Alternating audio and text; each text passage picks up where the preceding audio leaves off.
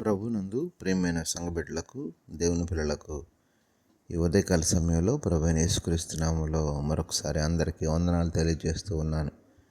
గడిచిన రోజు నుంచి ఈ రోజు వరకు ప్రభు మనకు తోడుగా ఉండి ఆయన కాపుదల మనతో ఉంచి ఈ ఉదయకాల సమయంలో ఆయన నామాన్ని స్తుతించుకోవడానికి ప్రభు ఇచ్చిన మంచి సమయాన్ని బట్టి దేవునికి మహిమ, ఘనత, ప్రభావాలు కలుగును గాక. ఆమెన్. అనుదిన వాక్యాహారం ద్వారా ఈరోజు దేవుడు మనకిస్తున్న వాగ్దానం, ఆయన నీ మాట వినగానే నీకు ఉత్తరం ఇచ్చును అని యెషయా గ్రంథం 30వ అధ్యాయం 19వ వచనంలో మనం చూస్తూ ఉన్నాం.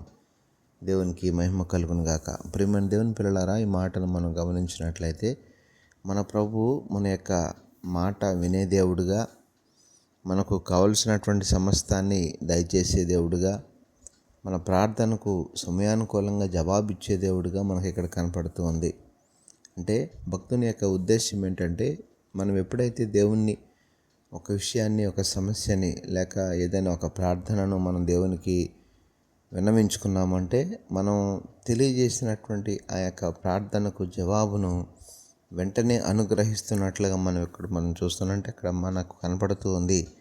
ఆయన నీ మాట వినగానే అనేటటువంటి మాటను మనం చూస్తూ ఉన్నాం. దేవునికి మహిమ కలుగును గాక. అంటే ఈనాడు మన జీవితాల్లో మనకున్న ప్రతి పరిస్థితులను దేవునికి తెలియజేసినప్పుడు దానిలో నుండి చక్కని పరిష్కారాన్ని, పరిపూర్ణమైన జవాబును వెంటనే దేవుడు మనకిస్తున్నట్లుగా మనం చూస్తున్నాం. దేవునికి మహిమ కలుగును గాక. ఆ రీతిగా ఉదయకాల సమయంలో భక్తుని యొక్క ఉద్దేశాన్ని మనం గమనించి, మనం ఎప్పుడైతే దేవునికి మొరపెడతామో, మన మాట వినగానే ఆయన మనకు జవాబు ఇచ్చేంత విశ్వాసాన్ని, అట్టి భక్తిని, అట్టి నిరీక్షణను మనం కలిగిందాం. ఆయన మాటలో ఉన్న శక్తిని మనం గ్రహిద్దాం. అట్టి కృప దేవాది దేవుడి ఉదయకాల సమయంలో తన పిల్లలమైన మనందరికీ దయచేయును గాక.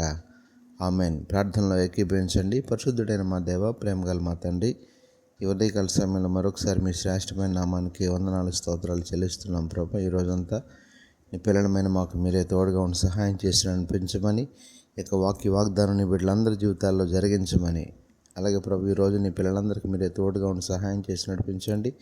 ఈరోజు పుట్టినరోజు, పెళ్ళిరోజు జరుపుకుంటున్న బిడ్డలు ఎవరైతే ఉన్నారో వారందరినీ పేరు పేరున దీవించి ఆశీర్వదించమని యేసు పరిశుద్ధ నామమున అడిగి వేడుకొనుచున్నాము తండ్రి.